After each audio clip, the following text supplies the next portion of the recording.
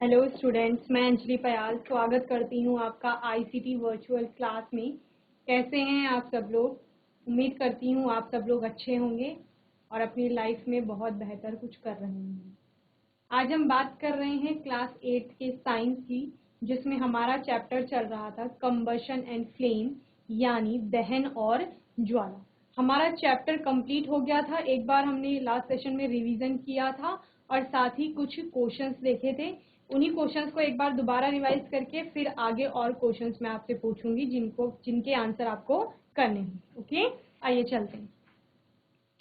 First question है आपका, choose the correct option in the following question. In following questions में option आपको दिए हैं, उनमें से एक ऑप्शन आपका क्या होगा, करेक्ट होगा। वो आपको बताना है कि कौन सा ऑप्शन आपका क्या है, करेक्ट है, सही है। ओके, क्वेश्चन नंबर 1 है, which one of the following gases is used in combustion. इनमें से कौन सी गैस आपकी कंबशन के लिए आवश्यक है, या कंबशन किस गैस की वजह से स्टार्ट होता है? तो वो कौन सी गैस है आपकी? ऑक्सीजन गैस है। आप पढ़ते हैं कि ऑक्सीजन की प्रेजेंस में ही कंबशन क्या होता है, स्टार्ट होता है। ओके, सेकेंड क्वेश्चन आप लोगों ने देखा था, the burning of LPG is an example of. LPG का जलना या दहन होना किसका एग्जाम्पल है? तो ये कंबशन के अलग अलग टाइप यहाँ पर दिए गए हैं। रैपिड कंबशन हो गया आपका, जिसे तीव्र दहन भी आप कहते हैं, स्पॉन्टेनियस कंबशन यानी कि स्वतः दहन। स्लो कंबशन आपका हो गया धीमा दहन। एक्सप्लोजन हो गया विस्फोट। तो आपने एलपीजी का दहन कहाँ पर देखा था? तीव्र दहन जहां पर हम पढ़ रहे थे, यानी कि रैपिड कंबशन में क्या पढ़ा जा रहा था कि एलपीजी को जैसे ही क्या किया जाता है, जलाया जाता है, या उसका दहन जो होता है वो बहुत सारी ऊष्मा और प्रकाश के साथ जलना शुरू करती है। ओके, कंप्लीट कंबशन भी हमने एलपीजी का देखा था। तो आपका आंसर क्या हो गया? Rapid combustion. Okay, next question क्या है आपका, अ temperature at which the substance Burns is called. तो जिस तापमान पर कोई चीज जलती है उसको क्या कहा जाता है? किंडलिंग टेम्परेचर कहा जाता है। ऑड वन आउट भी आप करते हैं जब ऑप्शन आते हैं कि कौन सा सही नहीं होगा। मेल्टिंग सही नहीं होगा, क्योंकि मेल्ट मतलब क्या होता है? पिघलना। यानी जिस टेम्परेचर पर आपका सॉलिड क्या होगा, लिक्विड में कन्वर्ट होगा, that is your melting temperature. Boiling temperature क्या होता है? जहां पर आपका लिक्विड बॉईल होना स्टार्ट करता है, या आप क्या कहते हैं कि कोई लिक्विड टेम्परेचर बढ़ाने पर, तापमान बढ़ाने पर क्या होगा, वेपर में या गैस में कन्वर्ट होगा, that is your boiling temperature. Kindling temperature आपका वो टेम्परेचर होता है जहां पर कोई चीज जलती है, ठीक है। और वहीं इवेपोरेशन किसका होता है? वाटर का होता है, जहां पर आप क्या कहते हैं, वाटर आपकी वेपर में यानी कि पानी आपका भाप के रूप में बदल जाता है, तो उसको क्या कहा जाता है? इवेपोरेशन कहा जाता है। तो इसका आंसर क्या हो गया? Kindling temperature. किंडलिंग टेम्परेचर वो तापमान है जिस पर कोई वस्तु या कंबस्टिबल आपका कोई सब्सटेंस है वो जलता है। ओके, नेक्स्ट आपका है, which is non renewable source of energy. ठीक है, non renewable source of energy. Non renewable किसे कहा जा रहा था? जिसको दोबारा से रिन्यू नहीं कर पा रहे थे। ऐसी कौन सी चीज? फॉसिल फ्यूल्स आपने पढ़े थे। और फॉसिल फ्यूल्स का कौन सा टाइप? Natural gas. ठीक है, तीन तरह से आप फॉसिल फ्यूल को पढ़ते हैं, कोल, पेट्रोलियम एंड नेचुरल गैस। और फॉसिल फ्यूल चूंकि क्या है आपका, नॉन रिन्यूएबल है, उसका एक टाइप है नेचुरल गैस, तो नेचुरल गैस भी आपका क्या हो जाएगा? नॉन रिन्यूएबल हो जाएगा। और आप कहते हैं कि नेचुरल गैस को बनाने में कई लाख वर्ष लगते हैं। ठीक है,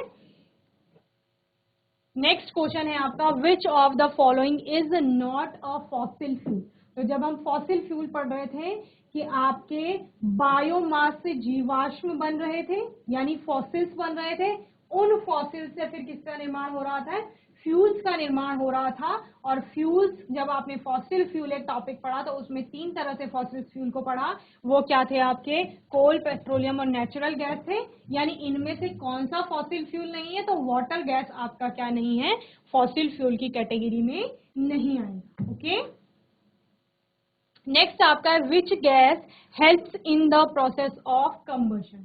तो कंबशन की जो क्या होती है, प्रोसेस होती है या रिएक्शन होती है, उसमें कौन सी गैस हेल्प करती है? ऑक्सीजन गैस हेल्प करती है। ऐसा आपने पहले भी पढ़ चुके हैं आप। नेक्स्ट क्वेश्चन है आपका, the amount of heat energy produced on complete combustion of 1 kg of fuel is called.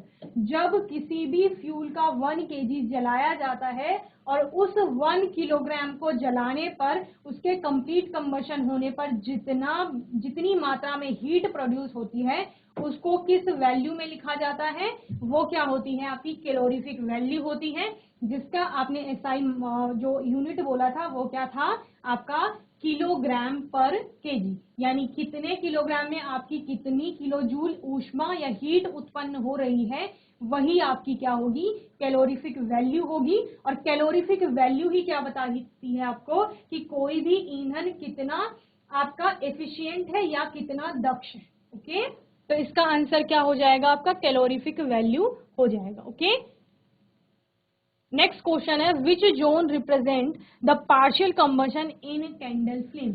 Candle flame में आपका पार्शियल कंबशन कौन सा जोन बताता है। ठीक है, तो जब हम फ्लेम को पढ़ रहे थे हमने कैंडल का एग्जांपल लिया था मोमबत्ती का, उसकी फ्लेम हमने देखी थी और हमने बोला फ्लेम के आपके 3 पार्ट होते हैं, कौन कौन से, एक आपका इंटरनल पार्ट होता है, सबसे आंतरिक भाग होता है, उसके बाद मिडिल पार्ट होता है जिसको मध्य भाग कहते हैं, और सबसे बाहरी भाग को क्या कहते हैं, बाह्य क्षेत्र या आपका आउटर मोस्ट जोन भी कहते हैं। ठीक है, आउटर मोस्ट जोन में आप पढ़ रहे थे कंबशन आपका कैसा हो रहा है,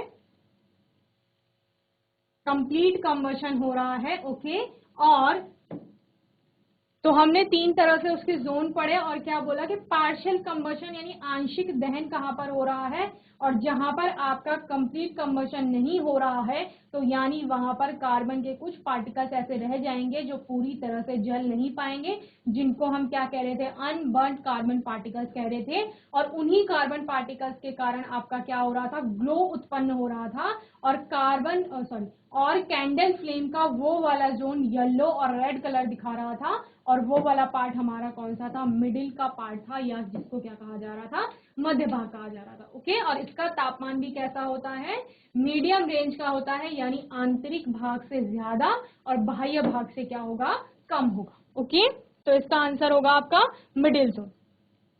नेक्स्ट क्वेश्चन है आपका burning coal in a closed room will produce. ठीक है, कोयले को अगर बंद कमरे में जलाया जाता है तो उससे कौन सी गैस आपकी प्रोड्यूस होगी या फिर क्या होता है। ठीक है, तो जब हम ईंधन के उत्पाद पढ़ रहे थे जहां पर हमने बोला कि उसके हानिकारक उत्पाद उत्पन्न होते हैं, carbon monoxide, carbon dioxide, green house gas आप पढ़ रहे थे, सल्फर और नाइट्रोजन के ऑक्साइड्स पढ़ रहे थे आप, तो वहां पर आपने क्या पढ़ा था कि जहां पर बंद कमरे में अगर कोयले को जलाया जाएगा तो कार्बन मोनोऑक्साइड गैस बनती है, और वो कार्बन मोनोऑक्साइड गैस बहुत ही जहरीली होती है, या फिर वो किसी व्यक्ति के मृत्यु का कारण भी बन सकती है अगर देर तक उसी कमरे में कोई व्यक्ति क्या हो जाएगा, बंद हो जाएगा। ठीक है, तो कार्बन मोनोऑक्साइड आपका क्या होगा, सही आंसर होगा। ओके, क्वेश्चन नंबर 10 आपका था substances which catch fire are called.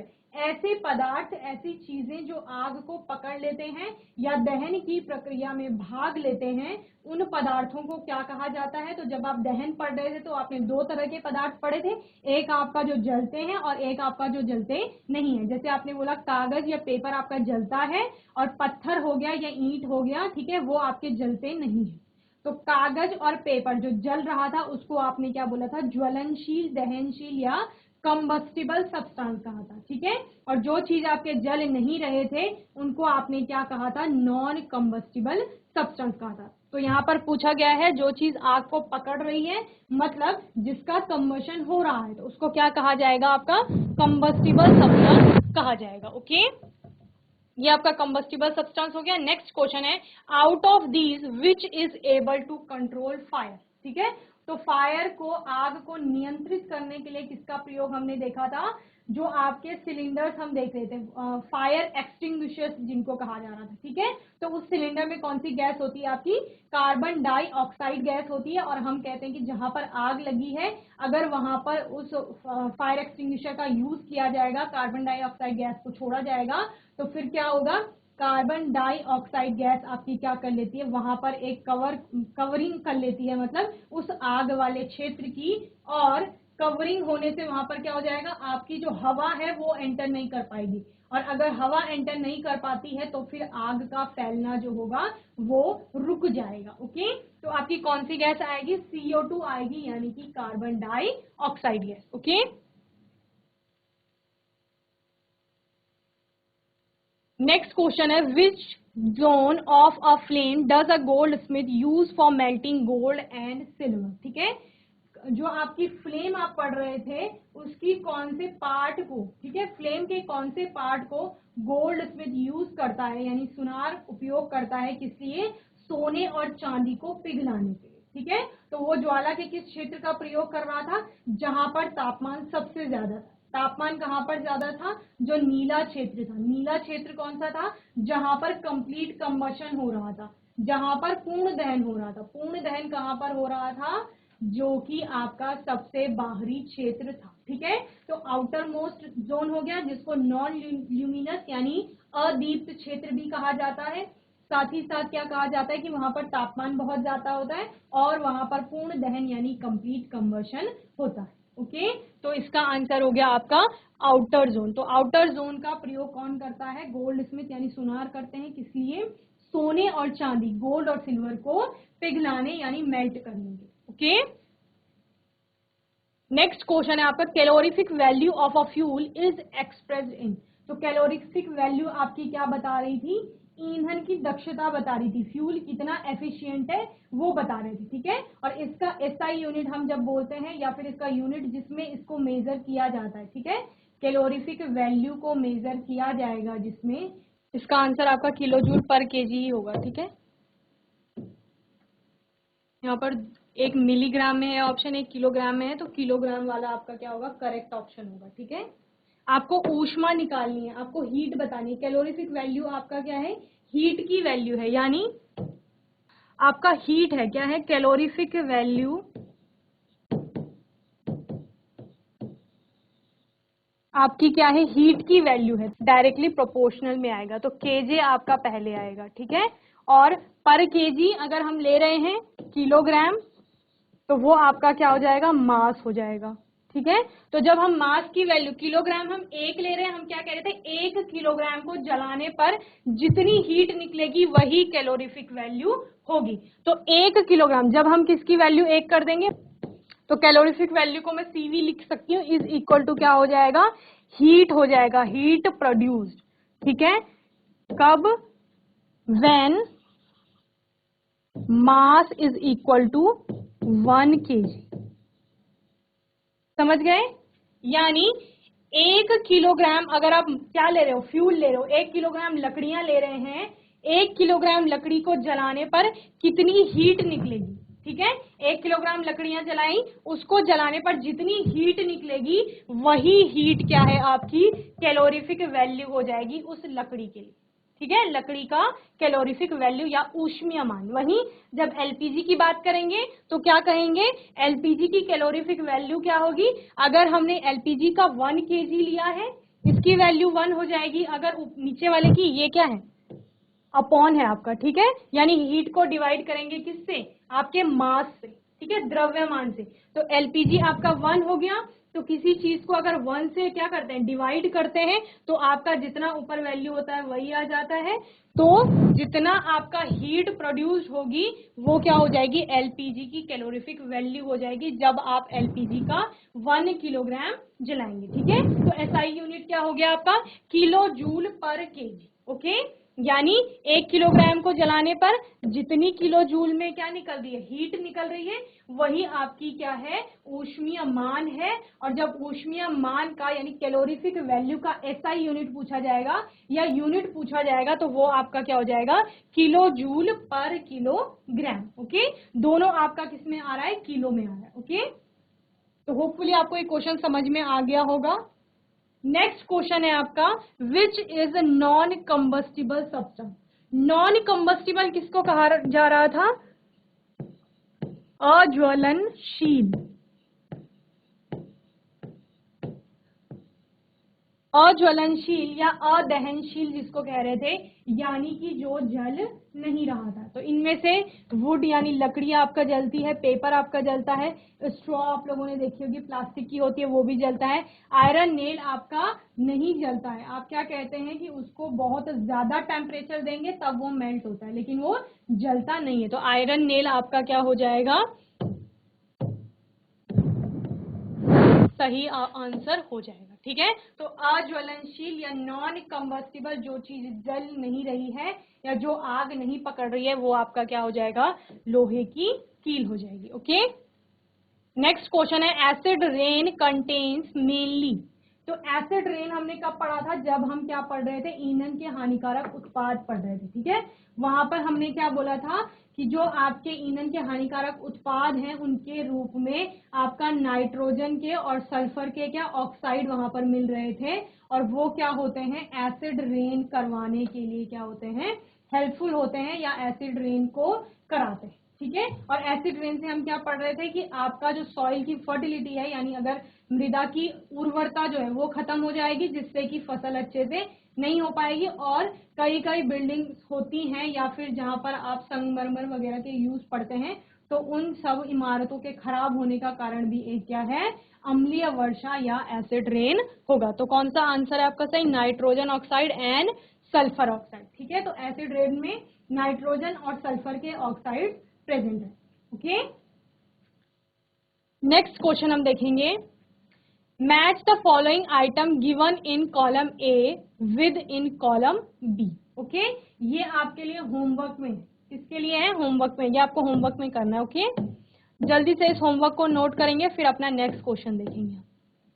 Column A को आपने कॉलम बी से मैच कराना है। फायर एक्सटिंग्विशर हो गया कॉलम ए में, slow oxidation, kindling temperature, tidal energy, fossil fuel, oxygen gas, LPG और alcohol, renewable source, natural gas, cooking gas, inflammable, burning starch, carbon dioxide और सपोर्टर ऑफ कंबशन। ओके, तो column A में जो आपको दिए गए हैं वो किससे आपका मैच कर रहे हैं, वो आपने मैच करके और लिखना है। ठीक है, ये आपके लिए होमवर्क में, जल्दी से नोट करेंगे, फिर नेक्स्ट क्वेश्चन देखेंगे। चलिए next question, fill in the blanks with appropriate words. आपको क्या करना है, रिक्त स्थान दिए गए होंगे, फिलअप दिए गए होंगे, और करेक्ट वर्ड को वहां पर लगा के सेंटेंस बनाना है या उस फिलअप को करना है। ठीक है, पहला क्वेश्चन है आपका, dash of fuel forms poisonous carbon monoxide gas. किससे आपका कार्बन मोनोऑक्साइड गैस प्रोड्यूस होती है। ठीक है, तो कार्बन मोनोऑक्साइड कैसे होती है, इनकम्प्लीट कंबशन, जहां पर आप क्या कह रहे थे कि दहन पूर्ण रूप से नहीं हो पा रहा है। जब दहन यानी कंबशन कंप्लीट नहीं होगा तो वहां पर आपके अनबर्न कार्बन पार्टिकल रहेंगे, आधे जले हुए, या आप क्या बोलते हैं कि बिना जले हुए कार्बन पार्टिकल्स वहां पर घूमते रहते हैं, जो क्या करते हैं, कार्बन मोनोऑक्साइड गैस प्रोड्यूस करते हैं। ठीक है, सेकेंड है, is expressed in terms of its calorific value. Calorific value को किस टर्म में आपके लिखा जाता है, तो ये क्वेश्चन आपने पहले भी किया है, फ्यूल एफिशिएंसी। ठीक है, ईंधन दक्षता के रूप में आप क्या देखते हैं, कैलोरीफिक वैल्यू को देखते हैं। जब आप कहते हैं कि कोई ईंधन कितना दक्ष है, तो तब हम वो कैसे पता लगाते हैं, जब हमारे पास क्या होती है, कैलोरीफिक वैल्यू उस फ्यूल की होगी। ठीक है, जिसे आपने एलपीजी और लकड़ी को कंपेयर किया कि दोनों में से कौन सा दक्ष ईंधन। ठीक है, तो दक्ष कौन होगा, जिसका ऊष्मीयमान या कैलोरीफिक वैल्यू ज्यादा होगी। तो हमने जैसे कैलोरीफिक वैल्यू का चार्ट पढ़ा है, तो उसके अनुसार क्या होता है, एलपीजी का कैलोरीफिक वैल्यू ज्यादा होता है as compare to wood. Okay, तो वहां पर आप क्या बोलते हैं कि एलपीजी ज्यादा दक्ष है या ज्यादा एफिशिएंट है as compare to wood. Okay, next question है, have very low ignition temperature. इसका इग्निशन टेम्परेचर बहुत कम होता है, यानी अगर आप उसको थोड़ा सा टेम्परेचर देंगे तो वो उतने में ही क्या हो जाता है, जलना स्टार्ट हो जाता है। तो जो आपके इनफ्लेमेबल सब्सटेंसेस होते हैं उनका क्या होता है, इग्निशन टेम्परेचर बहुत ही कम होता है। ओके, नेक्स्ट है आपका, dash is essential for combustion, combustion के लिए क्या आवश्यक है? तो क्या आवश्यक है कंबशन के लिए? ऑक्सीजन आवश्यक है जो कि हवा में प्रेजेंट होती है। और आप जब ऑक्सीजन कंबशन की परिभाषा पढ़ते हैं तब भी आप क्या कहते हैं कि ऑक्सीजन की उपस्थिति में अभिक्रिया हो रही है और उस अभिक्रिया में ऊष्मा और प्रकाश बहुत ज्यादा मात्रा में उत्पन्न होते हैं। इस प्रकार की अभिक्रिया को क्या कहते हैं? दहन कहते हैं। ओके, जल्दी से इन पॉइंट्स को नोट करेंगे, फिर नेक्स्ट क्वेश्चन देखते हैं।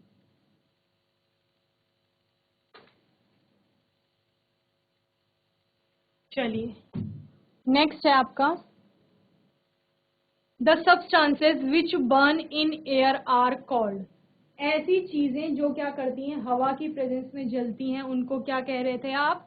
कंबस्टिबल सब्सटेंसेस कह रहे थे। ज्वलनशील या दहनशील पदार्थ आप उनको कहते हैं। ओके, नेक्स्ट क्वेश्चन, नेक्स्ट है आपका dash is better domestic fuel than wood. तो अभी हमने क्या पढ़ा कि एलपीजी जो होता है वो लकड़ी की तुलना में एक अच्छा ईंधन होता है। क्यों? क्योंकि आपका एलपीजी जो है वो एक तो उसकी कैलोरीफिक वैल्यू बहुत ज्यादा है, ऊष्मीय मान उसका ज्यादा है, यानी ज्यादा हीट प्रोड्यूस करेगा वो। ठीक है, तो खाना आपका जल्दी बनेगा। दूसरा, आप जब क्या पढ़ रहे थे, ईंधन के हानिकारक उत्पाद पढ़ रहे थे, तो वहां पर आपने क्या पढ़ा कि एलपीजी जब जलती है तो वो किसी भी प्रकार का हानिकारक उत्पाद आपका प्रोड्यूस नहीं करती है, तो आपका क्या हो जाएगा? किसी भी प्रकार का प्रदूषण नहीं फैलेगा। ओके, ये आप पढ़ते हैं। नेक्स्ट आपका क्या है? Gold Smith uses the dash zone of the flame for melting gold and silver.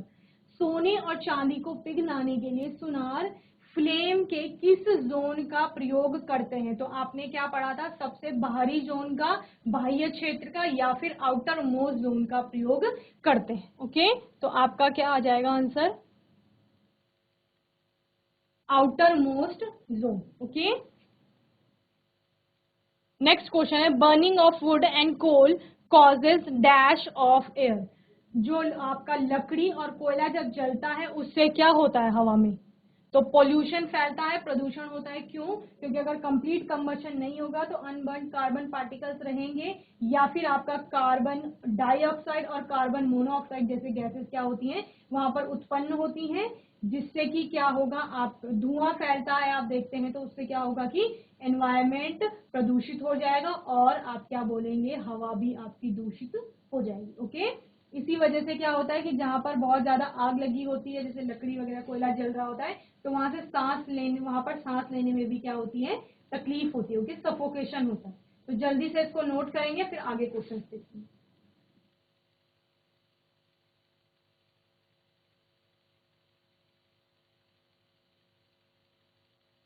चलिए, नेक्स्ट क्वेश्चन देखते हैं। A liquid fuel used in Holmes is dash.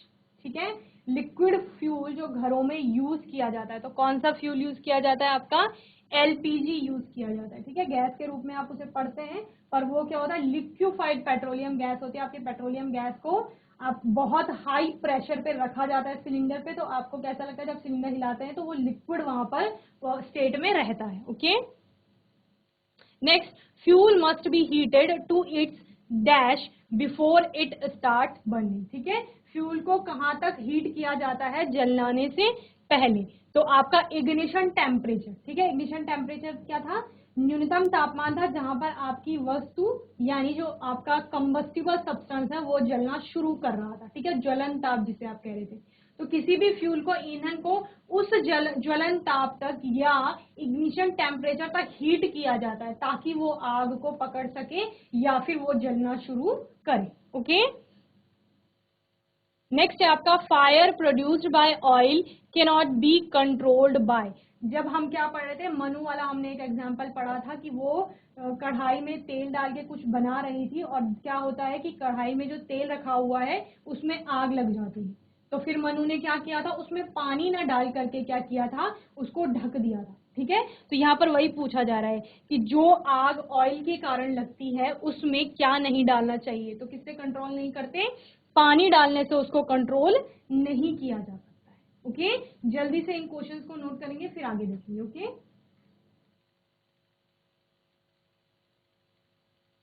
और यहाँ पर आग लगने पर आपने एक और पढ़ा था कि जैसे आग लगने पर किसका, फायर एक्सटिंग्विशर का यूज किया जाता है, फायर ब्रिगेड आती है। और जैसे फायर एक्सटिंग्विशर में आप क्या पढ़ रहे थे, सिलेंडर्स का यूज पढ़ रहे थे। तो कौन सा सिलेंडर था आपका, CO2 का, कार्बन डाइऑक्साइड का प्रयोग वहां पर किया जा रहा था। ठीक है, और इसी में जहां पर आपने क्या कहा कि आग लगी है, जैसे मनु वाला एग्जांपल लिया था हमने कि कढ़ाई में अगर आपके तेल है, उस तेल में अगर आग लग गई है तो सबसे पहले आप क्या करते हैं, आप फ्लेम को ऑफ करते हैं। ठीक है, यानी अगर आपने गैस पे कढ़ाई रखी है तो गैस ऑफ करेंगे। ठीक है, उससे क्या होगा, टेम्परेचर डाउन होगा।